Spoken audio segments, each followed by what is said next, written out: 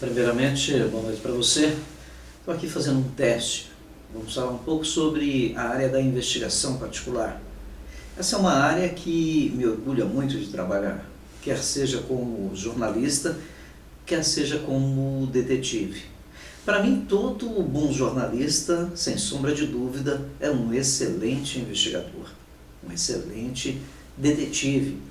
Ele detecta as nuances de episódios, de fatos e eventos, mas principalmente sabe distinguir entre o que é fofoca daquilo que é fato. O jornalismo factual não é um jornalismo investigativo. Factual são coisas que acontecem, todo mundo vê e não precisa contestação. O jornalismo investigativo atua normalmente quando há denúncias que realmente levam a acreditar que em algum fio daquelas denúncias tem grandes crimes, abalam grandes interesses. Nós temos visto a olhos nus nos últimos 5, 6, 7, 8 anos o Brasil saindo do lamaçal da corrupção. É bem verdade que a corrupção existe desde quando o Brasil era império. Provavelmente quando os indígenas mandavam por aqui, eles também se corrompiam. Mas provavelmente, sem sombra de dúvida, nós nunca vimos tanto empenho em querer acabar com a corrupção como tem visto nos últimos anos, a começar pelo então presidente do STF, Joaquim Barbosa, grande homem de lei, que deu a sua parcela, a sua contribuição, indo contra tudo e contra todos, mas mostrando principalmente a ferida do câncer da corrupção no cerne do Brasil. Aí veio Sérgio Moro, que, é claro, tem também um problema com a sua família. Eu não saberia aqui, não me debrucei sobre o fato, mesmo sendo jornalista investigativo, se existe ou não provas contundentes contra a esposa, contra a família de Sérgio Moro. Mas a realidade é que, de alguma forma, ele está combatendo a corrupção no Brasil. Hoje o STF tem muito mais responsabilidades em mandar para a cadeia, mandar investigar, mandar analisar pessoas envolvidas com a política e que tem um nome, um pé na lama da corrupção no Brasil. Como jornalista, eu digo para você, o jornalismo apura os fatos, pesquisa, vai de encontro a diversas fontes, vai principalmente levantar, apurar, coletar dados, confrontar esses dados para depois divulgar a matéria. Aí, se essa matéria realmente for muito bem feita, com certeza foi um jornalismo investigativo em ação. Caso contrário, foi um jornalista que trabalhou em mais um caso que não surtiu grandes efeitos. Mas na área da investigação particular, o detetive particular profissional, é aquele cidadão que trabalha para a comunidade privada, quer seja empresa, pessoas que são traídas, ou para apurar responsabilidades sobre desvios de comportamento e conduta, furtos, extravios de cargas e entre outras coisas. Existe uma área dentro da investigação que me chama muita atenção, que é a localização de pessoas. Claro, pessoas desaparecidas. Nós, dentro da área tanto do jornalismo investigativo quanto do detetive em particular, achamos que uma pessoa, quando desaparece, tem duas razões, duas motivações. Uma voluntária e outra involuntariamente. A voluntária, aquela que por alguma razão, de repente, quer se passar anônimo pela comunidade, pela sociedade, ela vai embora. Se nós fizermos um pequeno levantamento, igual eu fiz no passado, vamos chegar a uma conclusão que as pessoas que mais desaparecem no país estão na faixa dos 50 anos. São pessoas que de repente querem passar uma borracha no seu passado e recomeçar uma vida.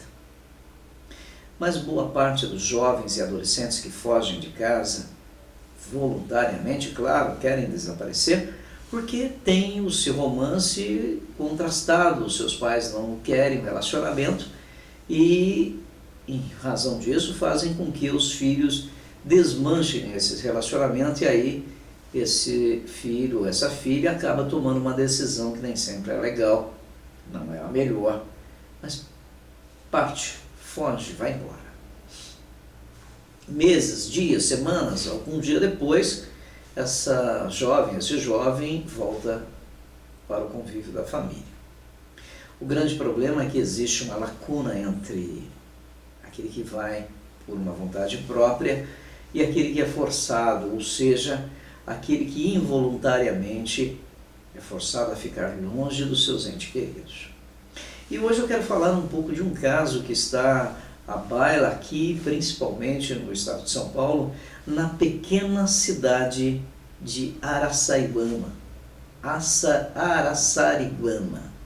17.085 habitantes, fica entre São Roque e Sorocaba, a alguns quilômetros de São Paulo, e a pequena Vitória, de 12 anos, desapareceu. Diversas investigações estão sendo feitas, mas até o presente momento ainda não foi possível localizar Vitória. Um suspeito foi encontrado, um homem que recentemente teve um problema com estupro, foi condenado, cumpriu sua pena e depois de estar quite com o Estado foi colocado em liberdade. Em liberdade foi trabalhar um projeto de ressocialização na prefeitura da cidade de Araçariguama e ele foi o principal suspeito. Por quê? Porque ele estava no ginásio ou nas imediações do local onde a pequena Vitória havia desaparecido. 2 outros jovens, ainda vistos na rua Espírito Santo, vinham no sentido contrário quando Vitória patinava em direção ao estádio. Também foram chamados para depoimento e, segundo consta, um deles apontou que viu um carro. Ou, se não foi ele, outro jovem de 14 anos, filho da diretora do colégio onde Vitória estuda, havia visto um carro com um casal.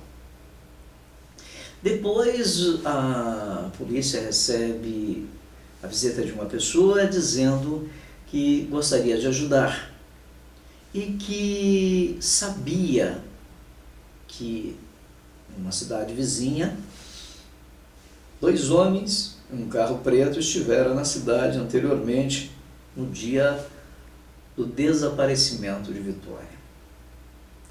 A polícia especial foi chamada, um cachorro do canil central do pelotão da polícia especial, da polícia de elite de São Paulo, foi colocado e esse cachorro refutou a possibilidade da Vitória estar no mato. Também foi feito, ou na mata próxima dos locais, foi feita também uma busca no lago, um lago bem próximo, e também não foi encontrado nada. Tudo indicando, pelo menos para nós, que a Vitória deveria, ou pelo menos deve ter sido retirada não só da família, mas também da cidade de Araçariguama. Bom, a polícia continua as investigações. O advogado do único suspeito que havia no caso até então contestava por que o cliente dele estava sendo suspeito, sendo que ele, além de cooperar, voluntariamente foi até a delegacia, deu todas as respostas, checadas as respostas, foram confirmadas, mas ainda assim continuava sendo suspeito. É claro, a delegada de Polícia Civil, que está à frente do caso, ela tinha um único suspeito e tinha que exaurir todas as possibilidades desse cidadão não ser a pessoa que tivesse sido a responsável pelo desaparecimento da Vitória. A Vitória tem uma boa educação, filha de pais separados há mais de 8 anos, Foi criada pela mãe, uma professora, uma grande educadora, e que tem outros filhos, inclusive um cursando medicina lá no país vizinho, nos Hermanos, na Argentina, mostrando que a mãe realmente preza pelo futuro e a educação dos filhos. Uma grande amiga, a Vitória, da sua mãe, eram confidentes. Uma garota que agora, com 12 anos, acabou de sair da criança, da puberdade, passando para a adolescência. Mas o tamanho ainda de uma criança. Segundo a mãe, não tinha nenhum relacionamento, não tinha nenhum namoro. Mas e as redes sociais? Nós, pais, deveríamos, ou pelo menos penso eu, devemos ficar mais atento com quem nossos filhos conversam, quais são os seus amigos e que relacionamento eles mantêm nas redes sociais. Seria, por acaso, teria vindo de outro lugar alguém que, através das redes sociais, ficou conhecendo a Vitória, e já que ela não ia até o encontro dessa pessoa, essa pessoa, fazendo-se passar por outro alguém, veio ao encontro de Vitória? Vitória foi sequestrada por alguma dívida não paga por algum dos familiares? Quem são os pais de Vitória? A bem da verdade é que qualquer que seja a minha ou a sua resposta, nós possamos estar errados. Aqui ficam os meus verdadeiros sentimentos, porque para um pai que tem uma filha desaparecida é uma loucura.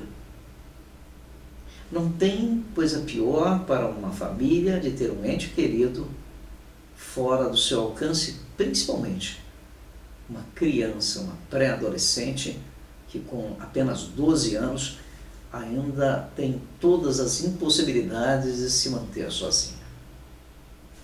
Teria ela fugido? Não acredito.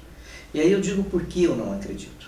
Normalmente uma pessoa, quando vai fugir de casa, por alguma razão que a gente desconhece, essa pessoa se veste, coloca o que pode dentro de uma mochila, pega os trocados que tem, o celular, e aí sim, vai embora.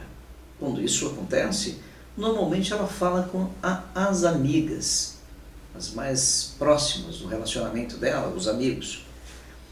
E normalmente as respostas estão nas redes sociais ou nos colegas. Me parece que esse não foi o caso, até porque a garota não estava dando pista de que iria a lugar nenhum. Camisa meia regata, preta, um dia de sol, um dia quente, short e patins. Queria apenas fazer um exercício andando de patins na pequena cidade de Araçariguama. Eu pergunto a você, o que teria acontecido com Vitória? Qual seria a sua opinião a respeito desse caso? Localização de pessoas, localização de jovens, adolescentes, idosos. Cada um de nós temos um perfil. Quer seja pelo nosso poder aquisitivo, pela nossa faixa etária ou por problemas de saúde. Todos nós precisamos, de alguma forma, ter a nossa tribo. E quando fugimos, fugimos de encontro a pessoas, aos nossos pares, pessoas iguais a nós. Eu sou detetive Quental, trabalho na área da investigação particular, localização de pessoas, e sou jornalista profissional, produtor de conteúdo e administrador de alguns sites, entre eles o folhadocapão.com.br, o Tribuna Líder, Vitrinews e também agora recentemente criado o TV Web TV Negócios e Talentos.com.br. Se você precisar de alguma pessoa para a área da investigação particular, meu telefone é 967 ou 966-7806 ou ainda 948-77-4700. Quiser a nossa opinião, consultoria sobre segurança pessoal, patrimonial, residencial, fale conosco. Teremos o maior prazer em poder ajudá-lo. Tem alguém desaparecido na família, alguém que você gostaria de reencontrar e que nunca mais viu? Estamos à sua disposição. 24 horas por dia, com apoio de pessoas que, como nós, em parceria com a nossa agência, trabalhamos em todo o país. Um abraço para você e até o nosso próximo vídeo.